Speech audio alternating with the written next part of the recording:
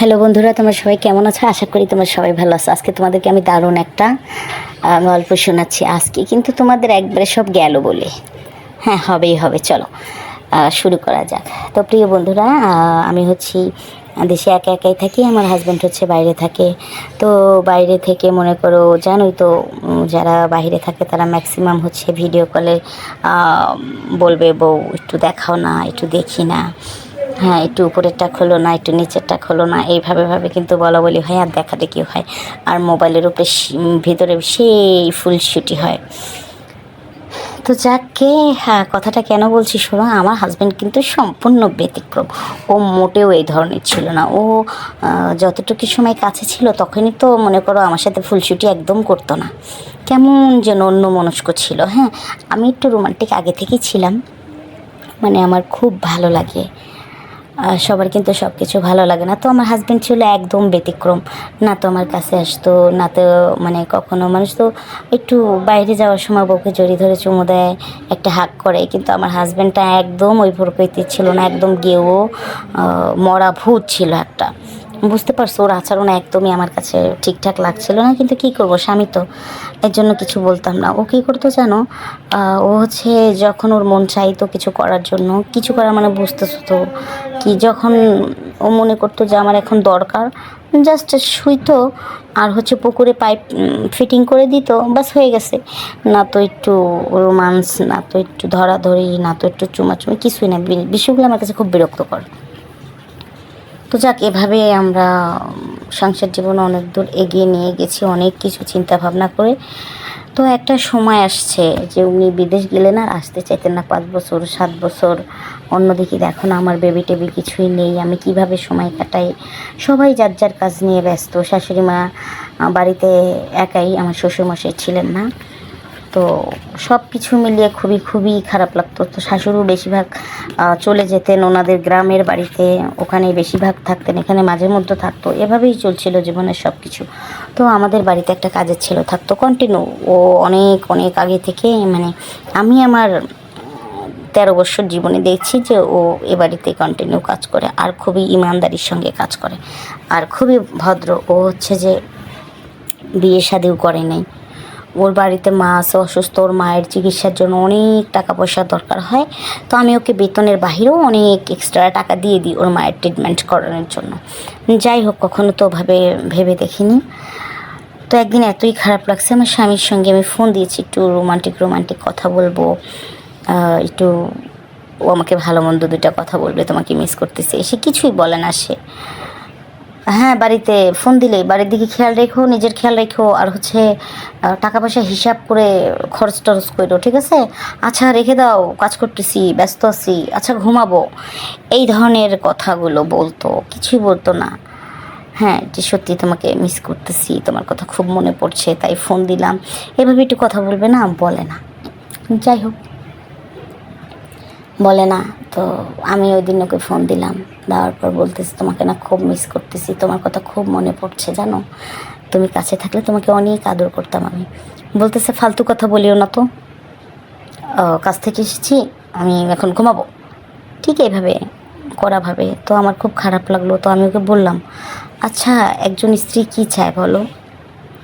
এসব ভাত কাপড় তো আমার বাপের বাড়িতে অভাব ছিল না, একই তুমি বিদেশ থাকো, তার উপরে হচ্ছে যে একটু ফোন দিলে আমার সাথে ভালো মন্দ কথা বলবে, তা না, তুমি তো উল্টো দেখছি যে আমার সাথে মিসবিহেভ করো, এটা আমার মোটেও পছন্দ না।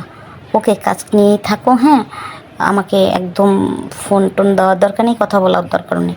এমনিতেও তো তুমি মহামারী কোনো কথা বলোই না আমার সাথে, রাখো, আমিও দিচ্ছি না তোমাকে আর ফোন। 6 ঘন্টা ডিউটি করে একদম ওনার ভালো লাগে না, এই লাগে না, সেই লাগে না, সারাদিন বলতে 2 মিনিট ফোন দেওয়ার সময় হয় না, আমি এবার এভাবে বলে রেখে দিলাম। তো অনেক রাগ উঠছে। তো আমি ফোনটা কেটে দিলাম, দিয়ে কিছু ভিডিও দেখছিলাম। তো ভিডিওতে দেখলাম যে হাজব্যান্ড ওয়াইফই সম্পর্কে ওরা খুব সুন্দর করে খুব মেলামেশা করছে, চুমি করছে। তো এইসব দেখে আমার খুবই খুবই মনটা খারাপ। হ্যাঁ, একদিকে মন খারাপ, অন্যদিকে মাথাটা পুরা হিট হয়ে গেছে। তো এমন সময় কাজের ছেলেটা ঘরে এসে বলতেছে যে, দিদি বৌদিমণি, আমি কি আপনাকে কিছু দেবো, চা বা কফি, আপনার ভাল লাগবে? আমি বললাম, এই শোন তো, আমার ভাল লাগবে, তুই কী করে বুঝলি আমার কিসে ভাল লাগবে? বলতেছে না, আপনার মেজাজটা একটু খারাপ, বুঝতে পারতেছি এই জন্য। আমি বললাম সত্যি যদি আমার মনটা ভালো করতে চাস তুই তাহলে আমার কথা শোন, এখানে বস। তোকে টান দিয়ে আমি বসাইছি। বলছে বৌদিমণি আমি নিচে বসে, না না আমার সাথে বস। বেডের উপরে বসালাম, বসানোর পর ওকে বললাম যে তুই যদি সত্যি চাস আমার ভালো লাগে তাহলে আমার ভালো লাগার মতো কিছু কর। তখন আমাকে বললো কী করতে হবে? আমি বললাম আমাকে সময় দে, আমাকে সময় দে, আমাকে এত এত পরিমাণ আদর কর যাতে আমি মানে পাগল হয়ে যাই। বললো এটা আমি কখনোই করতে পারবো না, আপনি হচ্ছেন আমাদের সাহেবের আমানত, সেটার খেয়ানত আমি কিছুতেই করতে পারবো না। তো আমি বললাম দেখ এসব নটাঙ্গি আর মানে কথাবার্তা রাখ, এসব এখন মজা লাগছে না শুনতেও, আমি যেটা বলছি তুই সেটা কর। পরে ও তো রাজি হবে না, পরে ওকে আমি একটা টাকার বান্ডিল ছুঁড়ে বললাম, আমি এটা তো তোর অনেক দরকার নেই, এবার আমি যা করি সেটা একটু করে দে। তখন বলতেছে ঠিক আছে বৌদিমণি, আপনার যদি এটাতে ভালো হয় তাহলে ওকে।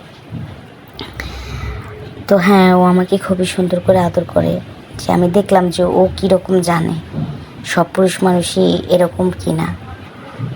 তো দেখলাম না, ও খুব সুন্দর করে একটা একটা করে কাপড় সরালো, সরানোর পর বিশ্বাস করবো না এমনভাবে ও আদর করছিল, মনে হয় জীবনে কখনো এই ধরনের আদর আমি পাইনি। আসলেই তো আমার স্বামী করতেন না, বললাম না ও শুধু ধরো মারো খাও, এরকম ছিলেন। প্রথমে কিস করলো, তারপর পুরো শরীরে অনেক অনেক অনেক কিস করলো, তারপরে ডাবের ভিতর থেকে মনে করো পানি যেভাবে চুষে চুষে খেলে বের করে ওইভাবে ডাবগুলো খুব সুন্দর করে পাঞ্চ করছিল আর খাচ্ছিল, খুবই মজা লাগছিল বিষয়টাতে, আমি অনেক উপভোগ করেছি। তারপরে হচ্ছে ও আমার ছোট্ট নদীর মধ্যে চলে গেল, নদীতে যেয়ে নদীতে মুখটা সেট করে বাস নদী থেকেও ওরকম জল খাওয়া শুরু করে দিল। জল খেতে খেতে খেতে খেতে তো একটা সময় পাইপ সেট করে দিল, দেওয়ার পর মনে করো খুবই স্পিডে স্টার্ট করলো, আর আমি তো অনেক মজা নিতে থাকলাম আর ওকে বলতে থাকলাম এটাই তো খুঁজছিলাম আমি, সত্যি তোকে দেখ চোখের সামনে রেখে আমি পাড়া খুঁজে বেড়াচ্ছি।